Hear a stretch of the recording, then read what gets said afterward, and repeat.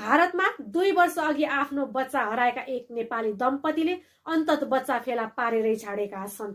सुन्दा कुनै फिल्मको कथा जस्तो लाग्ने यो नेपाली दम्पतिको वास्तविक व्यथा हो।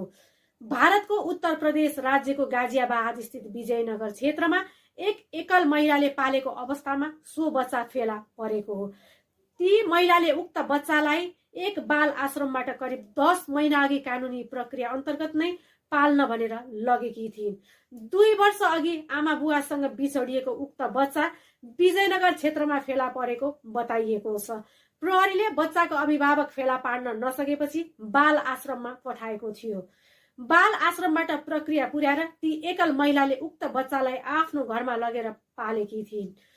यस बीचमा उक्त बच्चाका जैविक अभिभावक भने बच्चाको खोजीमा भौतारिनु परेको थियो।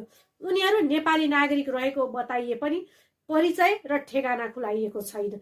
भारतीय सञ्चार माध्यमका अनुसार बच्चा हराए लगत्तैदेखि खोजी कार्यमा जुटेका उनीहरू केही समयपछि निराश भएर नेपाल फर्किएका थिए।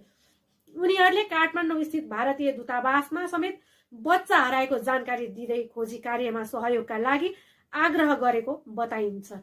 ती नेपाली दम्पति केही अघि भारत पुगेर बच्चाको खोजी प्रक्रियामा पुनः सामेल भएका थिए। सोही क्रममा विजयनगर थाना पुगेर उनीहरूले आफ्नो बच्चा पहिचान गरेका छन्। भारतीय सञ्चार माध्यमका अनुसार उक्त बच्चाले समेत आफ्ना अभिभावकलाई पहिचान गरेको छ। यद्यपि उक्त बच्चाको उमेर खुलाइएको छैन।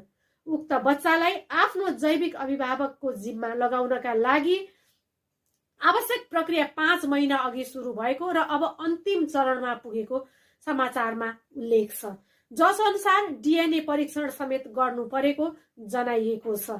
2 देश बीचको घटना भएका कारण नयाँ दिल्ली स्थित नेपाली दूतावासका प्रतिनिधिको उपस्थितिमा बच्चा सुम्पिने प्रक्रिया पूरा हुनेछ।